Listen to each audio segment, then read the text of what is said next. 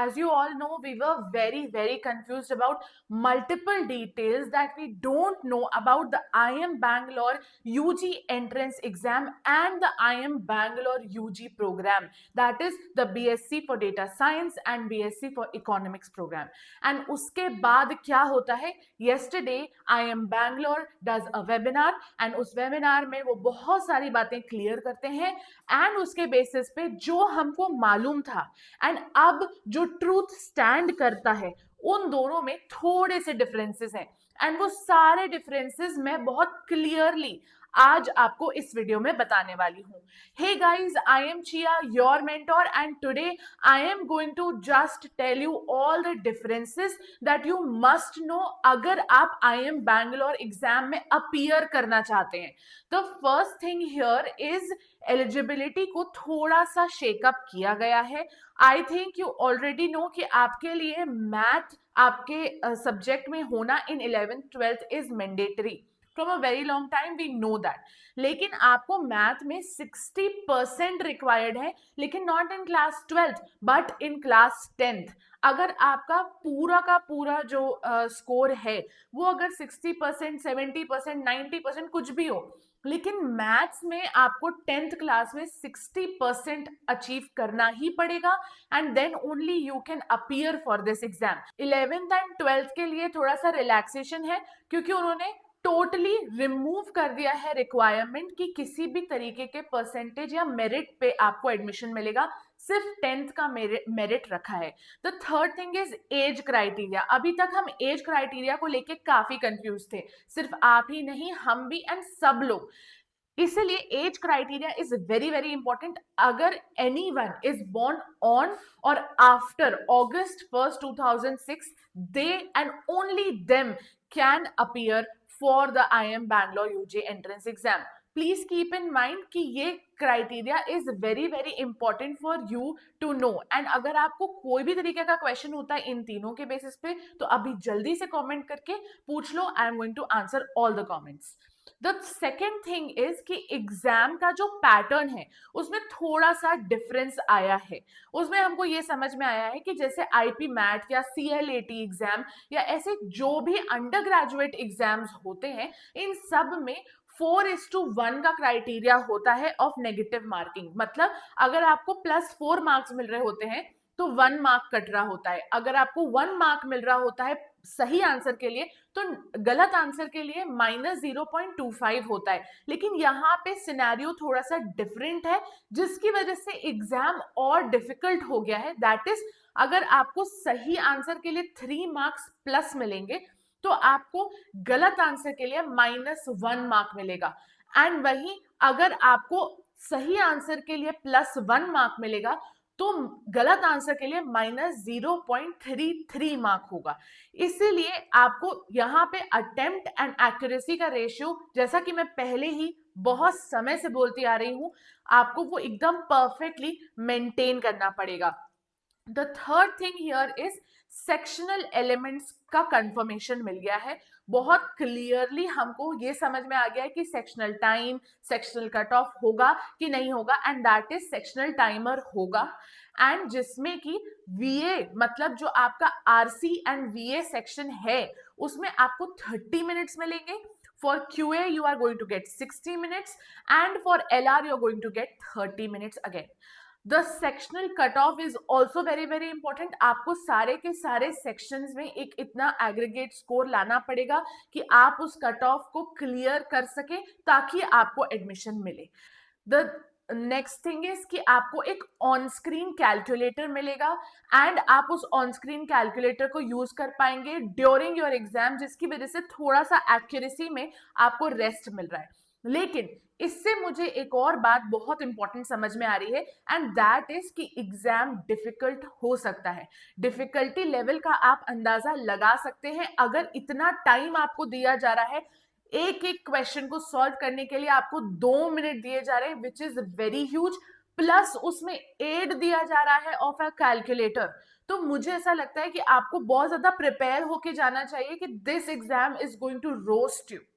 The next thing is कि syllabus clarity बहुत अच्छे से मिल गई है। पहले हमारे पास सिर्फ इतनी सी बात थी कि एनसीईआरटी का सिलेबस फॉलो कर लो, लेकिन अब सिलेबस में और ज्यादा क्लैरिटी मिली है। कैलकुलस एंड स्टेटिस्टिक्स के बारे में कंफर्मेशन मिल गया है कि हाँ ये भी आएंगे, एंड किस लेवल के आएंगे, 11th एंड 12th के लेवल के आएंगे। It is not going to be based on 10th। तो आप स्टेटिस्टिक्स जानते हैं, फॉर एग्जाम्पल 10th क्लास तक भी आपने पढ़ा है स्टेटिस्टिक्स, तो that is not going to help, क्योंकि आपको 11th एंड 12th का भी स्टेटिस्टिक्स एंड कैलकुलस पढ़ना पड़ेगा। बट आई थिंक अगर आप 11th 12th में मैथ्स लिए हैं, जो कि जरूरी है यहाँ पे अपेयर करने के लिए, तो ऑब्वियस सी बात है आप कैलकुलस कर रहे हैं, पढ़ रहे हैं, एंड स्टेटिस्टिक्स भी पढ़ रहे हैं, क्योंकि आप इकोनॉमिक्स के स्टूडेंट होने वाले हैं बाय चांस, तो इसलिए स्टेटिस्टिक्स आपको आना चाहिए।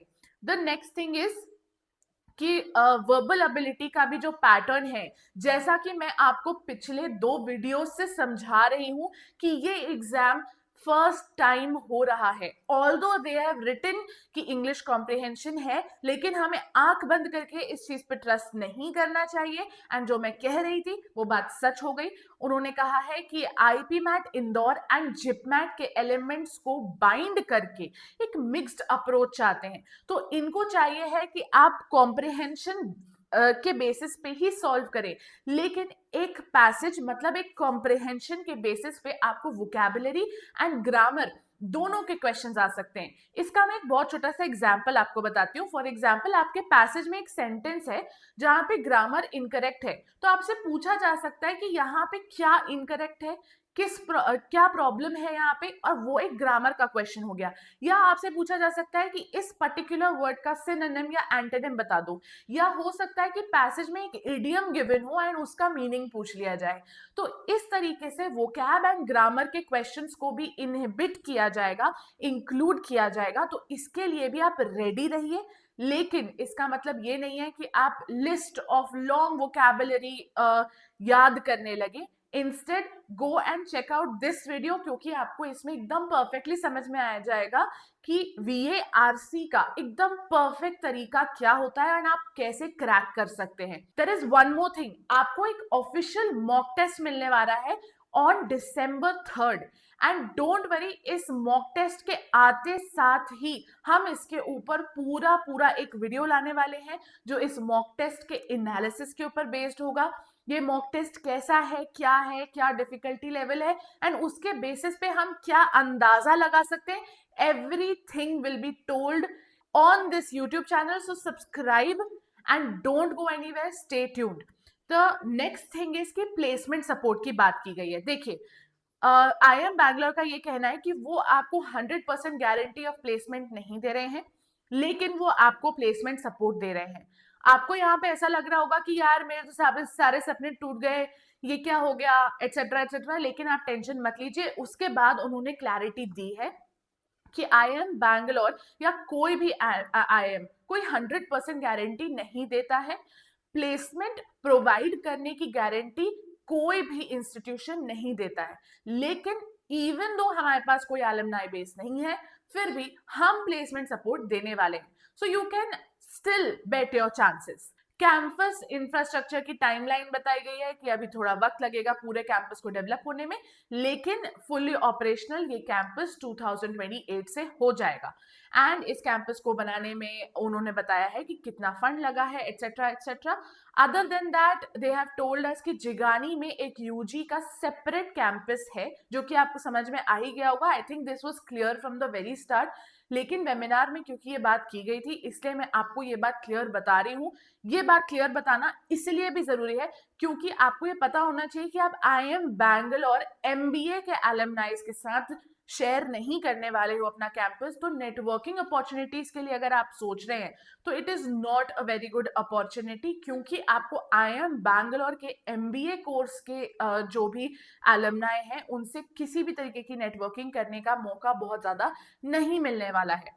The next thing is very very shocking and actually this made me ogle, क्योंकि यहाँ पे आप देख रहे हैं कि एनुअल फीस वाज 8.5 लाख, जिसमें क्या क्या इंक्लूड हो रहा है, ट्यूशन, हॉस्टल एंड एग्जामिनेशन।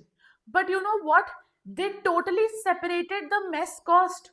मतलब आपको मंथली 8 to 10,000 रुपीज पे करने पड़ेंगे फॉर मेस एज वेल, जिसकी वजह से एक्चुअल कॉस्ट जो है वो एनुअली आपकी बढ़ के 40 लाख रुपीज हो चुकी है, which is very very much, and I think it is very very unaffordable for a UG course. But if you want to, if you have an aspiration to be at IIM Bangalore, I'm not going to totally tell you that it is not worth it, because placement opportunity मिल रही है, good education मिल रही है, IIM Bangalore का tag मिल रहा है. So you can 100% appear for this exam, and if you need any help from us, you can just comment. I'll see you next time. Until then, bye.